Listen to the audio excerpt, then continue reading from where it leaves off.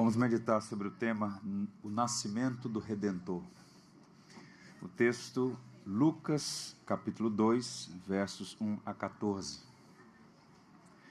Evangelho de Jesus segundo Lucas, capítulo 2, versos 1 a 14.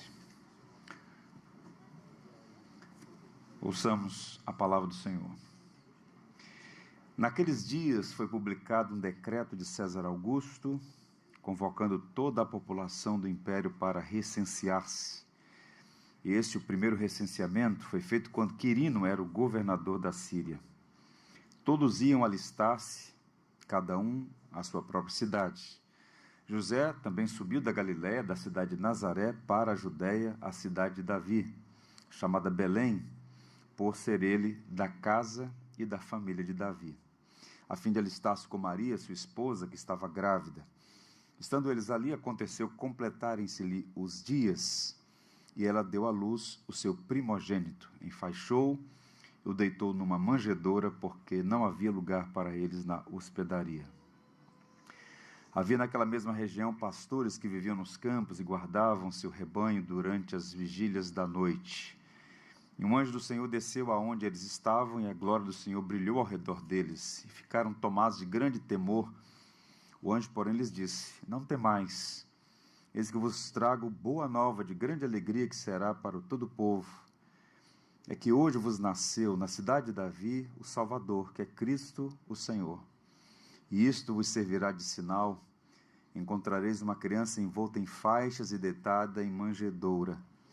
E subitamente apareceu com o anjo uma multidão da milícia celestial, louvando a Deus e dizendo: glória a Deus nas maiores alturas, e paz na terra entre os homens, a quem Ele quer bem. Que o Senhor nos abençoe. Amém. Em dezembro, acenderam-se as luzes no Brasil e no mundo, especialmente no Ocidente, né? As cidades, os símbolos relacionados à fé cristã, as árvores, e há um clima de festividade alusivo a esse tema, o Natal. O Natal é, por natureza, uma festa cristã.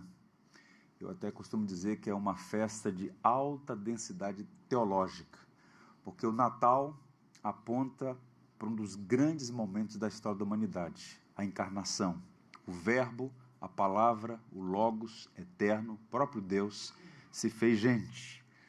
E na eternidade Deus planejou a redenção.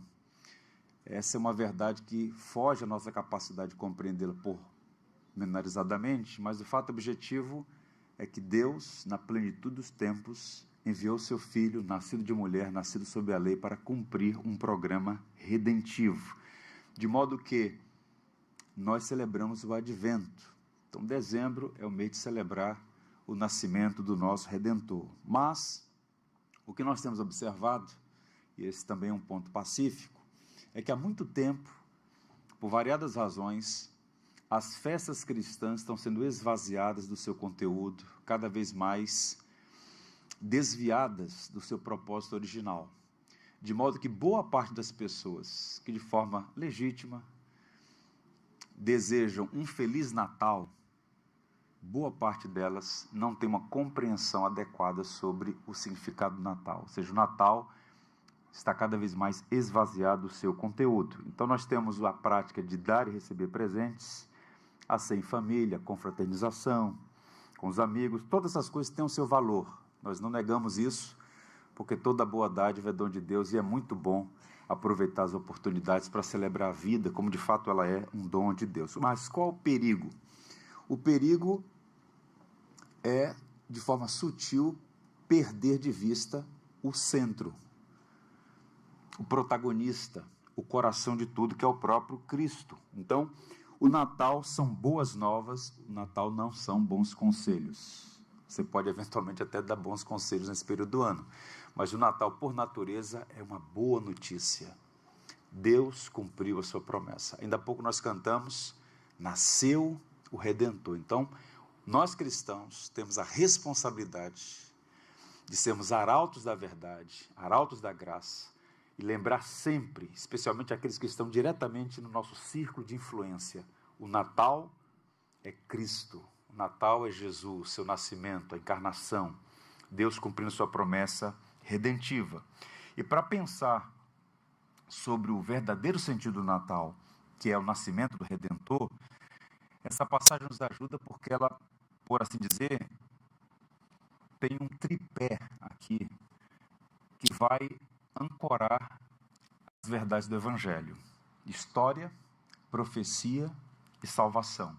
História apontando a fidelidade de Deus, a profecia apontando a soberania de Deus e a salvação apontando a graça de Deus. Então mantenha a sua Bíblia aberta, vamos pensar na história, na profecia e na salvação, essas três pilares que ancoram preciosas verdades acerca do nascimento do Redentor. Vejamos, a primeira coisa, o Natal é um fato histórico, é um acontecimento, tem registro no tempo e no espaço.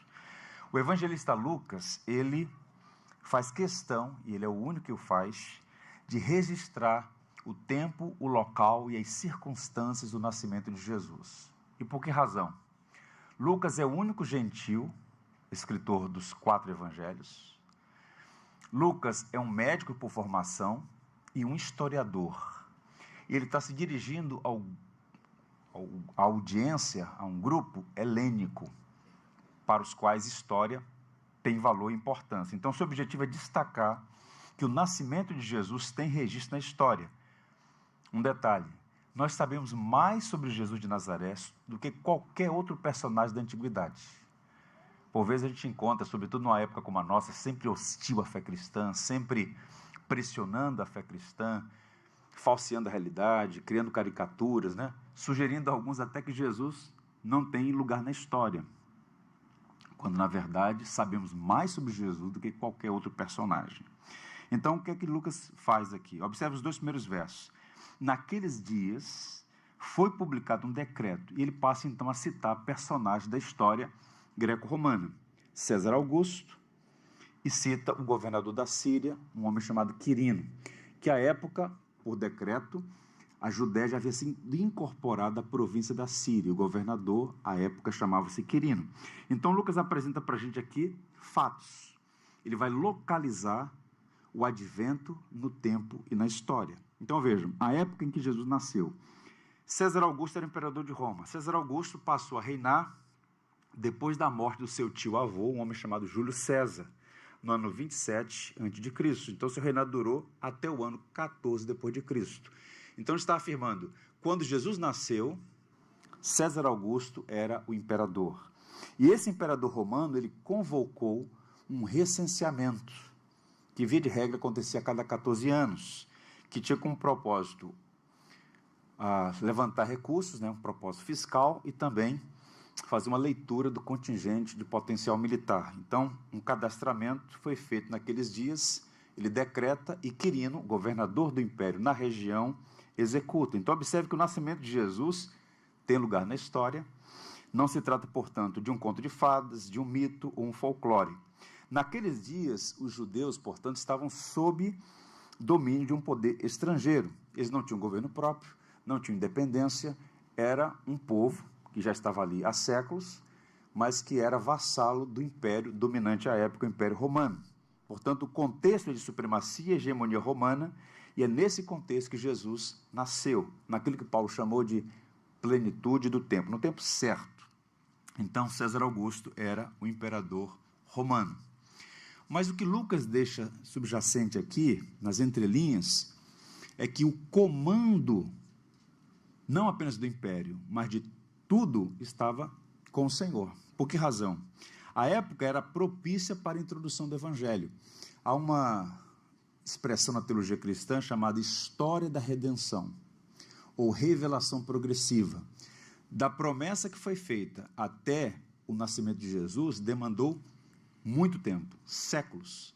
Então, na linguagem de Don Richard, um estudioso, Deus estava preparando o Evangelho para o mundo e preparando o mundo para o Evangelho. A gente chama isso de mão da providência, guiando todas as coisas.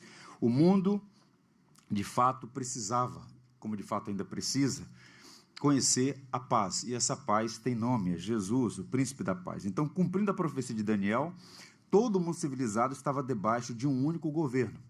O Egito, a Assíria, a Babilônia, a Pérsia, a Grécia e Roma falharam. O mundo jamais conheceu a verdadeira paz.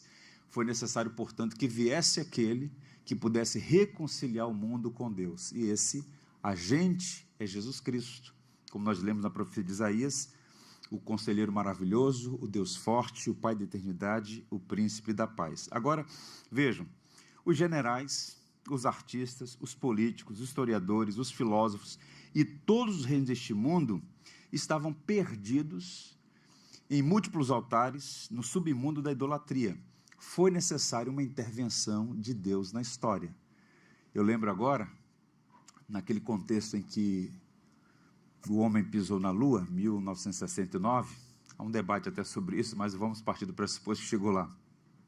O Billy Graham, numa palestra que ele deu na NASA, ele muito respeitosamente disse que o maior feito da história não foi o homem ter pisado na Lua, mas Deus ter pisado na Terra. Na plenitude dos tempos, Deus se fez gente, tal como eu e você, para uma missão redentiva. Há espaço na história, nós temos isso documentado. O que é que nós aprendemos aqui? Eu queria aplicar uma verdade à nossa realidade hoje. O tempo está nas mãos de Deus. Isso é profundamente confortador. Nós vivemos um cenário de conflitos geopolíticos, alguns sem precedentes, porque o cenário que nós estamos vivendo aí, com o advento de todas as tecnologias de destruição em massa, há uma tensão no mundo. As tensões ideológicas, um conflito, aquilo que Ratzinger chamou de revolução cultural ou dilúvio cultural ideológico, a escalada da tirania, o crescimento do islamismo e as suas ameaças é uma realidade, a nova ordem mundial. Então, quando a gente olha esse cenário todo, esse quadro geral, é espantoso. Eu digo para os irmãos que em alguns momentos a alma fica até perturbada diante de tudo isso. Mas essa passagem, entre outras, aponta para nós que o comando da história está nas mãos do Senhor. O nascimento de Jesus, naquele momento da história, aponta para isso. Há um rei que governa todas as coisas. O Salmo 31, verso 15, diz assim: os meus tempos estão nas tuas mãos.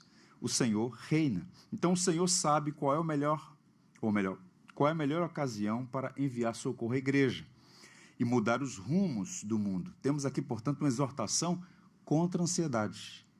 Somos súditos de um rei, Jesus, e o seu reino jamais terá fim. Portanto, nós podemos confiar nele, mesmo quando as circunstâncias são adversas ou conspiram contra as suas promessas. O nascimento de Jesus, portanto, é um fato histórico incontestável. Nasceu o Redentor. O nosso Deus é soberano sobre todas as coisas. Então, vamos aquietar o nosso coração face a todos os problemas que vivemos. Problemas, por vezes, não estão na nossa administração, uma esfera mais ampla, porque, de fato, o nascimento de Jesus aponta para isso. Não é César que está no comando, é o Senhor. Ele reina sobre todas as coisas. Podemos descansar na sua providência. O Natal, além de ser um fato, o Natal também é uma promessa realizada. Tem lugar na história e é o resultado de uma promessa que se cumpriu. A partir do verso 3, Lucas vai detalhar os processos. Ele vai dizer assim: todos iam alistar-se, cada um à sua própria cidade, uma referência ao decreto de César Augusto e ao cumprimento imediato de Quirino, que era o governador. Então José também subiu da Galileia, da cidade de Nazaré para a Judéia, a cidade de Davi, chamada Belém, por ser ele da casa e família de Davi, a fim de alistar-se com Maria, sua esposa, que estava grávida. Estando eles ali, aconteceu completarem-se-lhe os dias, e ela deu à luz o seu filho primogênito, enfaixou e o deitou numa manjedoura, porque não havia lugar para eles na hospedaria. O que Lucas está afirmando aqui é que Deus cumpriu o que prometeu. Jesus deveria nascer em Belém, cidade de Davi, e para isso, vejam, a onipotente mão divina. Todas as coisas convergiram para esse fim.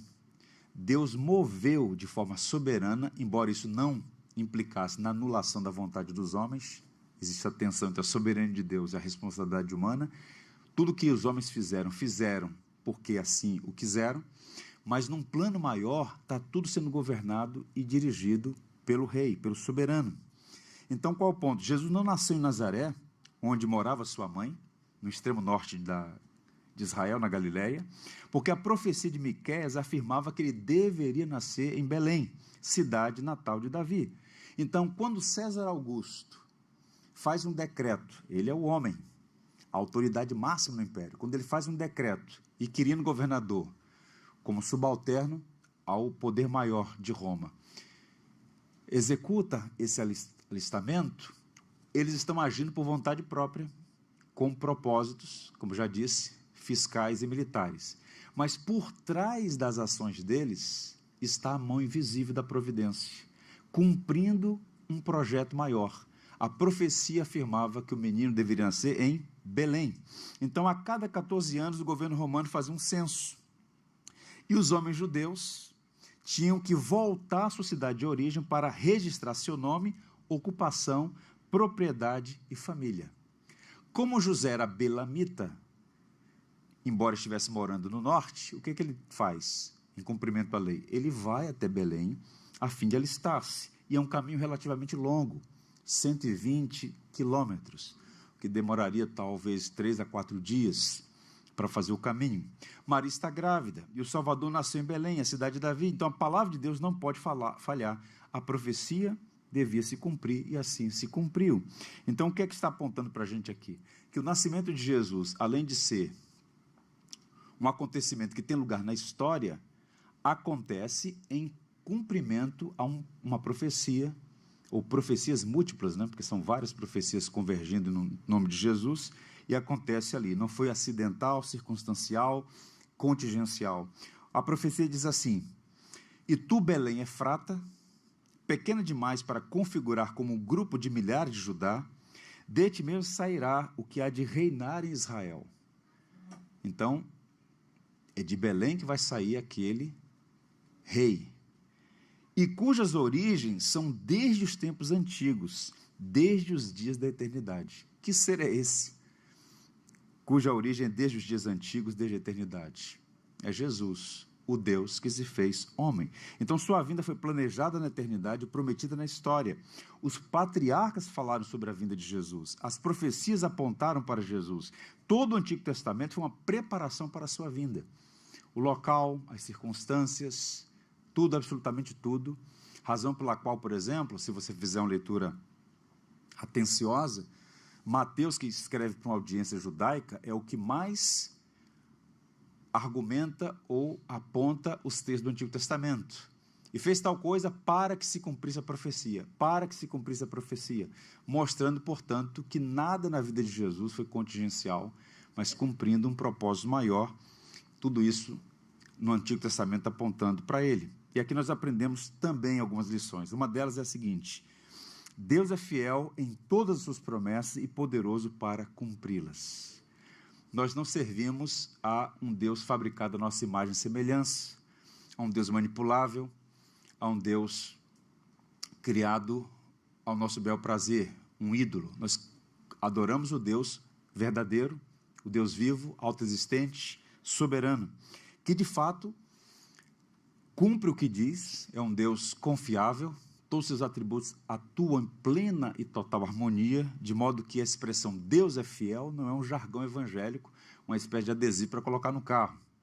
A fidelidade de Deus traz profunda segurança ao nosso coração. E a promessa de Deus não significa, como tantos falsários vivem a ludibriar brasileiros nesse país, sugerindo ou prometendo que Deus não prometeu. A fidelidade de Deus está com a sua palavra.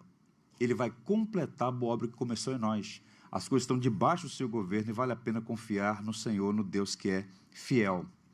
John Ryle, ele faz um comentário que eu acho pertinente. Ele diz assim: o imperador arrogante e o seu subalterno Quirino nem faziam ideia de que estavam sendo meros instrumentos nas mãos do Deus de Israel, e estavam tão somente fazendo que se cumprissem os eternos propósitos do Rei dos Reis. nem podiam imaginar que estavam ajudando a lançar as bases de um reino diante do qual todos os impérios deste mundo haveriam de cair. Em outras palavras, eles fizeram o que fizeram porque assim o decidiram. Mas as ações, tanto do imperador quanto do governador, ao convocar o alistamento, estava realizando um propósito maior.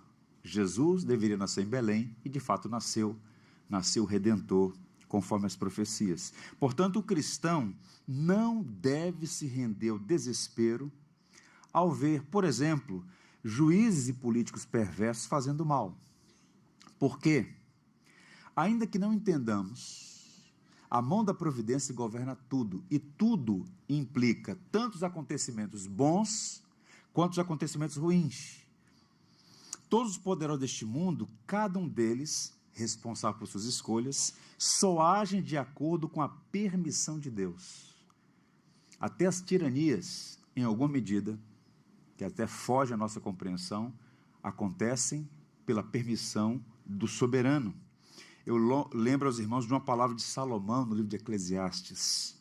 Que texto oportuno, que texto atual. Olha o que diz o filho de Davi, Salomão, rei de Israel. O que está em alto tem acima de si outro mais alto. Vou repetir. O que está em alto tem acima de si outro mais alto. Então há neste mundo muitos homens poderosos e alguns que têm muito poder. Numa canetada, mudam a história de um país inteiro, de uma nação inteira, para o bem ou para o mal. Mas acima de qualquer autoridade está um poder mais alto. E a palavra última é sempre do Senhor, que nunca falha, que nunca erra, cuja medida é sempre certa. Então é digno de nota que vale a pena confiar no Deus que cumpre a sua palavra e todas as coisas convergem para que os seus propósitos, alguns deles inescrutáveis a nós desse lado da existência, se cumpram. A boa notícia que traz paz é que tudo que Deus faz é sempre bom, justo e perfeito. É digno de nota ainda as circunstâncias em que Jesus nasceu, pensando também nessas profecias. Observe os versos 6 e 7. Estando eles ali, aconteceu completarem-se-lhe os dias, e ela deu à luz o seu filho primogênito. Enfaixou e o deitou numa manjedoura, porque não havia lugar para eles na hospedaria. Então vejam, Maria deu luz a Jesus sem o auxílio de uma parteira. Lucas dá essa informação aqui. Na cultura judaica, como em tantas outras, ainda hoje em muitas realidades, os partos eram acompanhados de uma parteira, um auxiliar, alguém que pudesse ajudar a grávida. No caso de Maria, sobretudo por ser o primeiro filho, a ajuda de uma parteira era muito importante. Não obstante, ela deu à luz sem auxílio de uma parteira. E na história da teologia cristã, para citar apenas um dos gigantes da nossa fé, Agostinho de Hipona, ele argumenta que o nascimento de Jesus, sem nenhuma intervenção humana, mesmo a de uma parteira, indica que a salvação é dada pelo poder de Deus e não pelos esforços humanos. Não havia um quarto na hospedaria, nem uma parteira auxiliar. Jesus nasceu em uma estrebaria e foi colocado em uma manjedoura. Então vejam, o que Lucas está mostrando para a gente são essas circunstâncias que apontam a profecia relacionada à figura de Jesus. Um outro detalhe ainda digno de nota: enfaixou e o deitou numa manjedoura. Via de regra, embora alguns estudiosos sugiram alternativas, a estrebaria, que se chamada aqui, era o lugar onde se abrigava os animais e ficava do lado de fora da casa, especialmente na parte de trás. Isso parece apontar, vai dizer R.C. Sproul, que o sofrimento de Cristo aconteceria fora da porta, Hebreus 13:12. Porque no Antigo Testamento, quem morria fora da porta ou do acampamento era o bode expiatório, depois de os sacerdotes impor as mãos em sua cabeça e transmitir para eles os pecados do povo. Então, até nesse detalhe, que parece para nós até constrangedor, embora a cidade fosse muito pequena, estivesse apinhada por conta do recenseamento, o fato de não ter um local para Jesus não havia hospedaria para eles, esse nascer fora da porta, fora de uma casa convencional, justamente no lugar onde os animais eram abrigados, aponta que Jesus estava assumindo essa função, e assumiria de fato, a do bode expiatório, que levaria uma vez por todas o pecado do seu povo. Então, ao nascer fora da porta, somos informados que não apenas a hospedaria o rejeitou, mas que isso era o reflexo da realidade do próprio mundo, que rejeita sua presença e sua oferta de salvação. Então, essas circunstâncias que Lucas mostra para a gente aqui, aponta para algum grau da teologia e da missão redentiva realizada por Jesus. Agora ele vai no clímax de tudo, os versos 10 a 11, e diz o seguinte, palavras do anjo: não temais, eis que vos trago boa nova de grande alegria, é que hoje vos nasceu na cidade de Davi o Salvador, que é Cristo o Senhor. E aqui Lucas afirma que Jesus é o Cristo, verso 11.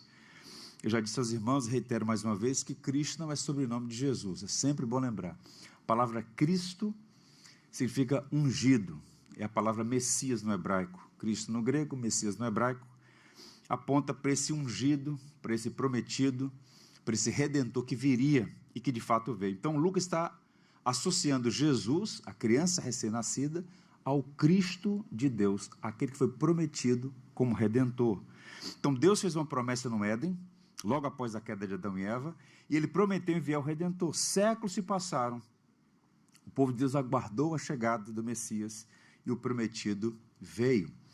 Gálatas 6, versos 4 a 5, o apóstolo Paulo, judeu, étnico, diz assim: vindo, porém, a plenitude do tempo, Deus enviou seu Filho, nascido de mulher, nascido sob a lei, para resgatar os que estavam sob a lei, a fim de que recebêssemos a adoção de filhos. Esse verso é profundo, porque Lucas e Paulo estão de mãos dadas aqui.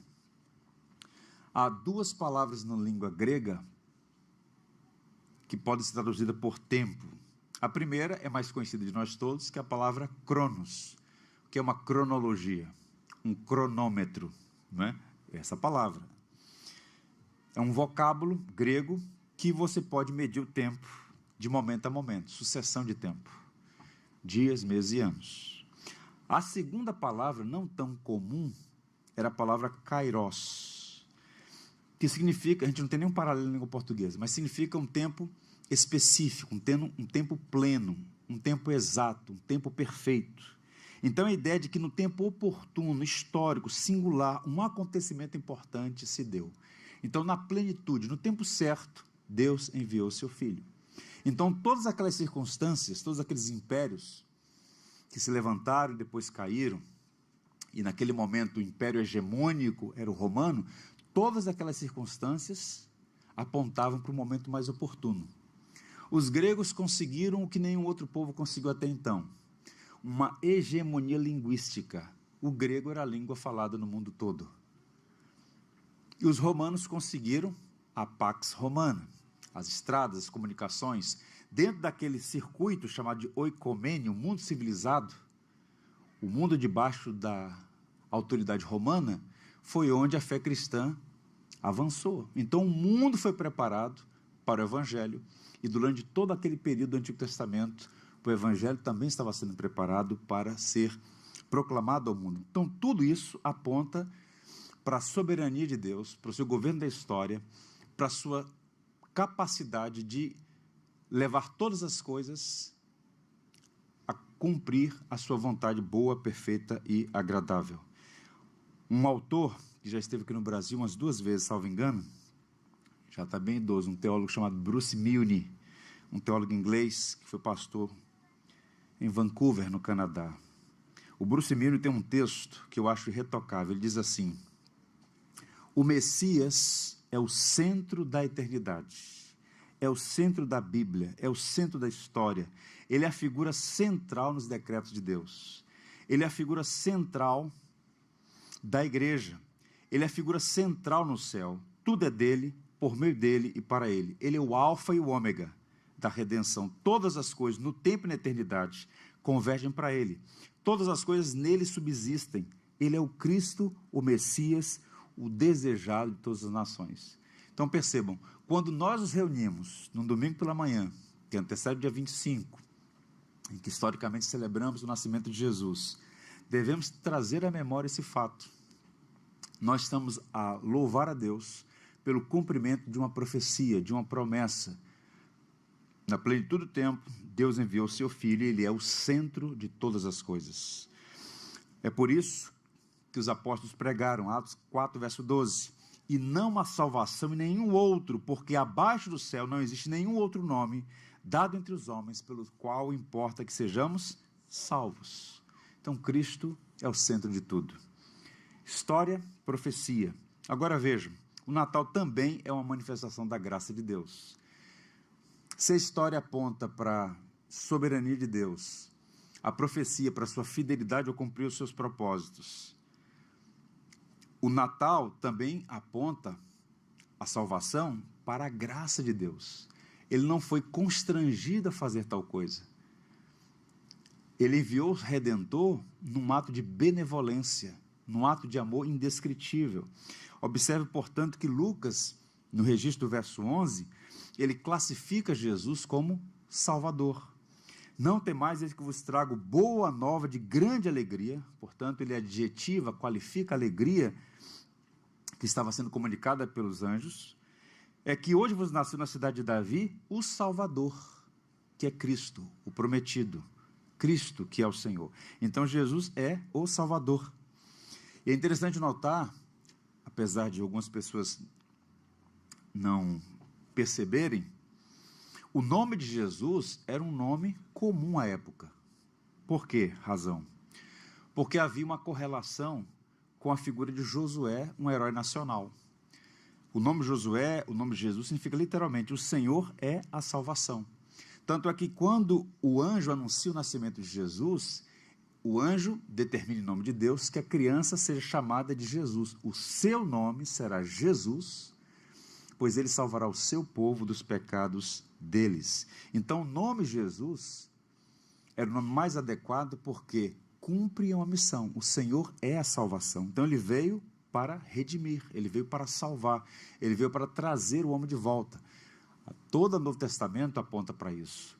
Deus estava em Cristo reconciliando consigo o mundo. Em outras palavras, o Natal é sempre o prelúdio da Páscoa. Se vocês observaram, por exemplo, na liturgia, nós cantamos hinos centrados em Jesus, sobre a sua pessoa, sobre o seu nascimento, e teve um dos hinos, Eis o Dia, um hino atribuído a Tomás de Aquino. Esse hino fala sobre a morte de Cristo, o Cristo que deu no madeiro.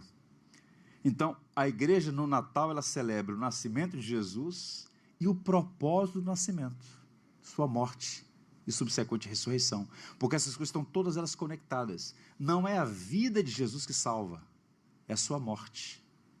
Ele nasceu para morrer. Nós celebramos esse tempo no calendário litúrgico já focados na Páscoa, que é a data mais importante no calendário cristão, quando o ápice da missão acontece. Ele tornou humano, ele se tornou gente, carne e osso, o verbo se fez carne e habitou entre nós, e vimos a sua glória como a glória do unigênito do Pai. Ficou no isolamento, no anonimato, no norte da Galileia, e no tempo oportuno ele se manifesta a Israel. Por 3 anos cumpre o seu ministério público, anuncia sua morte, de fato ele morre em nosso lugar, ao 3º dia ressuscita, é visto, como diz Paulo, de uma vez só por mais de 500 testemunhas, ele é assunto aos céus, ele está vivo e ele voltará. Essa é a mensagem cristã.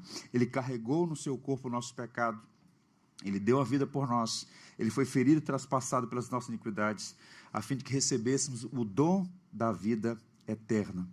Mateus 1, 21 diz, ela dará à luz um filho e lhe porás o nome de Jesus. Por quê? Ele salvará o seu povo dos pecados deles. Então, o principal problema do homem é essencialmente um problema relacional. Fomos criados por Deus e para Deus. E o pecado criou essa parede de inimizade, esse céu de bronze, nos desconectou a fonte de todo bem, de toda beleza e toda a vida, e Jesus vem para ser o sumo pontífice, nos conectar de volta a Deus. Então, a criação é belíssima, o pecado arruinou, e o que Deus está fazendo por meio de Cristo é trazer, portanto, o homem de volta. O homem, na queda, no pecado, ele tem morte espiritual, porque o salário do pecado é a morte, escravidão, porque todo aquele que comete pecado é escravo do pecado, e a condenação, não há um justo, todos pecaram.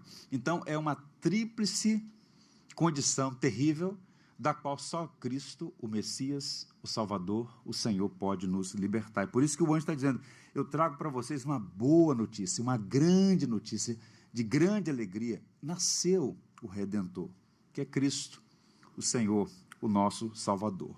Então, observe, além de afirmar que Jesus é o Cristo e que é o Salvador, ele afirma que Jesus é o Senhor.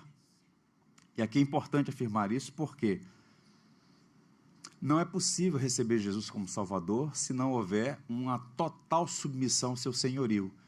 Me parece que esse tem sido um problema muito comum nas igrejas evangélicas. Todos querem o Salvador, em linhas gerais.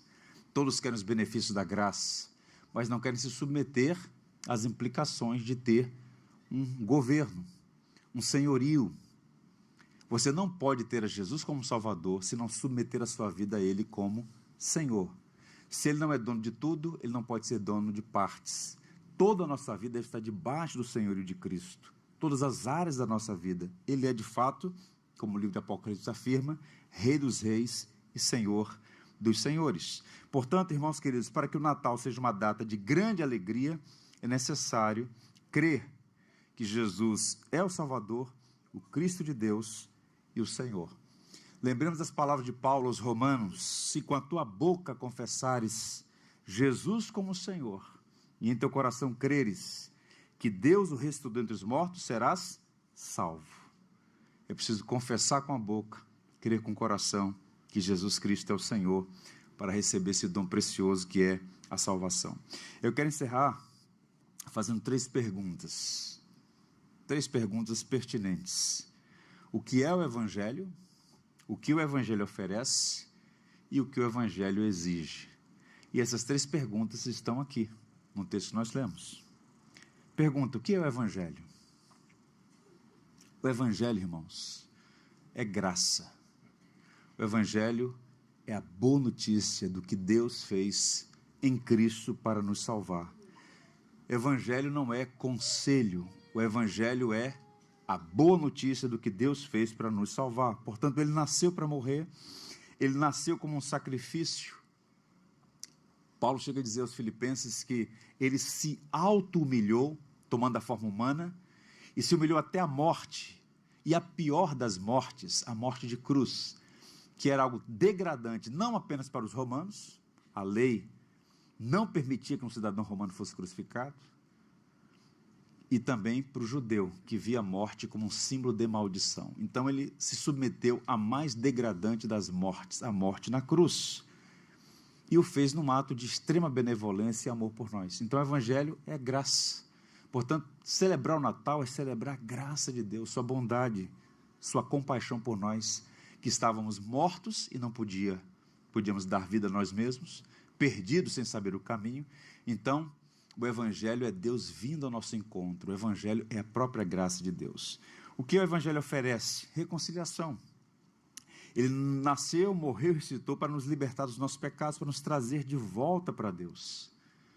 Nos trazer de volta para Deus. O sangue de Jesus tem esse poder de expiar os nossos pecados, nos reconciliar com Deus, nos colocar de volta num bom e vivo caminho que é o próprio Cristo, cujo caminho final aponta de volta para a casa do Pai. Agora, o que o Evangelho exige? Arrependimento e fé. Marcos 1,14 diz, cumpriu-se o tempo e está chegando o reino de Deus. Arrependei-vos e crede no Evangelho. O Evangelho tem uma exigência, arrependimento e fé. Por isso que nós cristãos, como embaixadores de Cristo, temos a responsabilidade de partilhar do Evangelho com as pessoas com as quais nós convivemos, especialmente essas pessoas, com todos, mas especialmente com aqueles com quem nós temos algum grau de relacionamento, um familiar, um amigo, um colega de trabalho. Lá em casa nós estamos preparando um presente para os moradores do nosso prédio. É um livro sobre o Advento. Nós vamos entregar na segunda-feira. E qual é o objetivo disso? Primeiro, marcar posicionamento. No 401, tem uma família cristã que não deixa as pessoas se esquecerem do centro da festa, que não é a árvore na estrada de Botafogo, embora muito bonita, que não é a árvore na Lagoa Rodrigo de Freitas, embora muito bonita, que não é simplesmente reunir as pessoas para uma boa refeição, o que é bom, o que não é simplesmente dar e receber presentes. O Natal é uma festa que simboliza a graça de Deus, um fato que tem lugar na história, uma profecia que se realizou por conta dessa soberania e fidelidade do Deus que é, por sua natureza, amor, compaixão aos que perecem. Nós precisamos fazer isso, chamar homens e mulheres ao arrependimento. E esse arrependimento envolve entendimento intelectual, mudança de mente, o pecado errado. O pecado é errado, o pecado é um fracasso. Nós temos um alvo e nós fracassamos ao acertar esse alvo. E o alvo é simples e profundo. O alvo é apenas amar a Deus e amar o próximo. E a gente não consegue fazer nenhuma das coisas. Então nós somos pecadores. Arrependimento é entender isso. É um entendimento sobre essa realidade. Envolve aprovação emocional, uma tristeza por isso. Não há arrependimento sincero se não há tristeza. Envolve esse elemento emocional. Nós não pecamos contra um tirano, contra um déspota, contra um malfeitor. Nós pecamos contra aquele que é a fonte de todo bem. Não há nenhum bem que você tenha não tenha em Deus a origem primária. E é contra o Pai das luzes, aquele que é a fonte de toda bondade, é que nós pecamos. Portanto, o arrependimento envolve essa tristeza pela vileza da ação. E uma decisão pessoal, renunciar ao pecado e obedecer a Cristo. Então, é o arrependimento. O Evangelho exige arrependimento e crer, confiar em Jesus. Eu encerro dizendo, portanto, queridos irmãos, que o Natal é um fato histórico, Jesus nasceu, Deus se fez homem. O Natal é um fato profetizado, não é um acidente, não é um folclore, não é um mito, não é um plano B, não é uma situação circunstancial. Aponta para a perfeição e para a sabedoria de Deus. Aconteceu. E o Natal é um fato salvífico, ele nasceu para morrer, pois morrendo abriu um caminho de volta para Deus. Ele é o vivo e perfeito caminho que nos reconecta a Deus. Porque Deus amou o mundo de tal maneira que deu seu Filho unigênito para que todo aquele que nele crê não pereça, mas tenha a vida eterna. E é uma mensagem tão maravilhosa que os anjos, as milícias celestiais, cantam. Lucas 2,14 diz, glória a Deus nas alturas e paz na terra entre os homens a quem ele quer bem. Na Primeira Guerra Mundial, uma autoridade da igreja exortou as nações a silenciarem os canhões na noite em que os anjos cantam a Deus, trazendo à memória esse texto, a canção dos anjos, glória a Deus nas alturas e paz na terra entre os homens a quem ele quer bem. Que o Senhor nos abençoe e nos dê sempre esse senso de maravilha e gratidão a Deus pela beleza do Natal. Eu quero que você pegue seu boletim e acompanhe a leitura que eu farei do hino que cantaremos.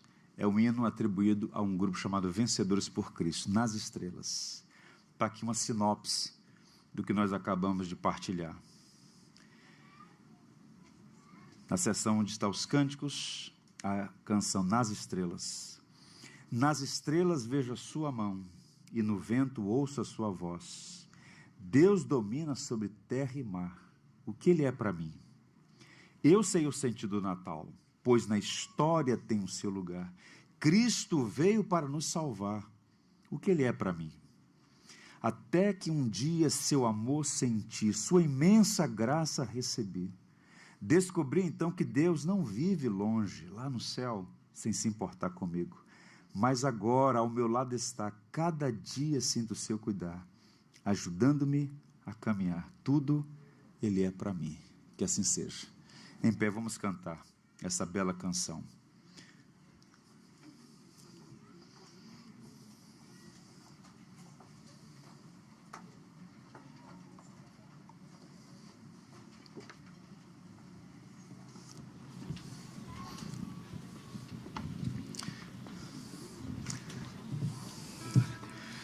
todos cantando com muito entusiasmo e alegria essa gloriosa verdade do Evangelho. Nós sabemos o sentido do Natal. É Cristo, o Redentor.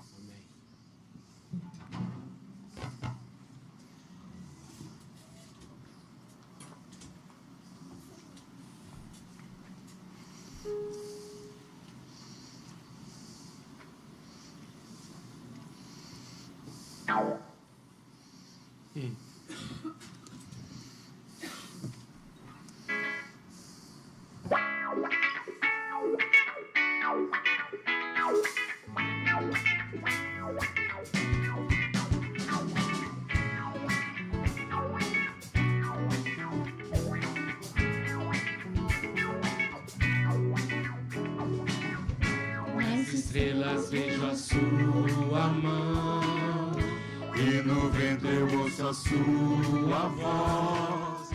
Deus domina sobre terra e mar, o que Ele é pra mim. Eu sei o sentido do Natal, pois na história tem o seu lugar. Cristo veio para nos salvar, o que Ele é pra mim. Até que um dia seu amor senti, sua imensa graça recebi. Descobri então que Deus não vive longe lá no céu, sem se importar comigo, mas agora ao meu lado está. Cada dia sinto seu cuidar, ajudando-me a caminhar. Tudo Ele é pra mim.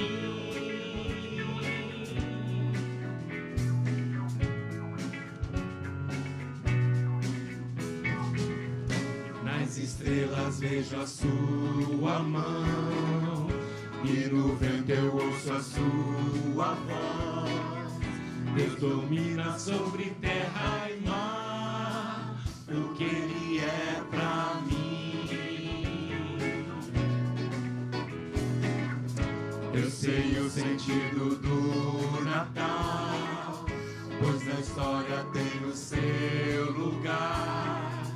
Cristo veio para nos salvar, o que Ele é pra mim. Até que um dia seu amor senti, sua imensa graça recebi.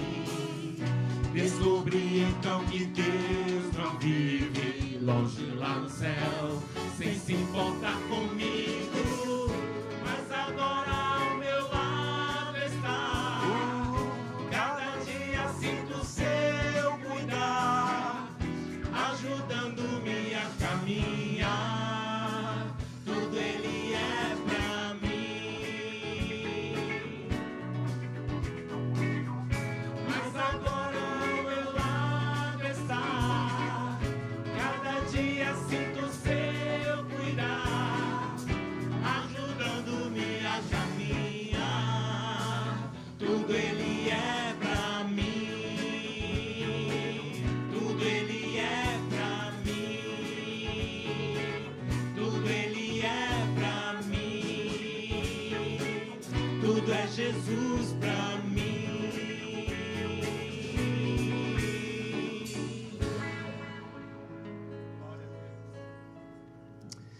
Vamos dar graças a Deus por Jesus, nosso Salvador. Pai, nosso coração se alegra em Ti por ver a perfeição da Tua obra. Desde a eternidade o Senhor planejou nos resgatar para Si. E na plenitude do tempo o Senhor enviou o Redentor. E nós celebramos neste dia o nascimento de Jesus, a quem reconhecemos como nosso bendito Senhor e Salvador. Permita que essas verdades encontrem espaço não apenas em nossa mente, mas em nossos corações, e tenham implicações práticas na nossa vida diária. Que a nossa resposta seja afeição, amor, obediência, desejo profundo de fazer aquilo que o Senhor requer de nós. não para obter algum benefício, mas para expressar o nosso amor por tantos benefícios que nós já recebemos de forma gratuita e inexplicavelmente graciosa. Abençoa esta igreja, Senhor, que ela continue firme como uma agência do reino, anunciando o verdadeiro sentido do Natal. E que cada membro desta congregação seja um instrumento para que mais pessoas conheçam a mensagem do nascimento de Jesus e as suas implicações. Permita que tenhamos dias agradáveis junto aos nossos amigos e familiares, que possamos sentar à mesa com um profundo senso de gratidão, num mundo caótico, perturbado, de tantas lágrimas e tristezas. Que coisa boa é a alegria de partilhar a vida. Que nós possamos aproveitar essas oportunidades como um dom do Senhor. Nós oramos agradecidos em nome de Cristo, Salvador nosso. Amém.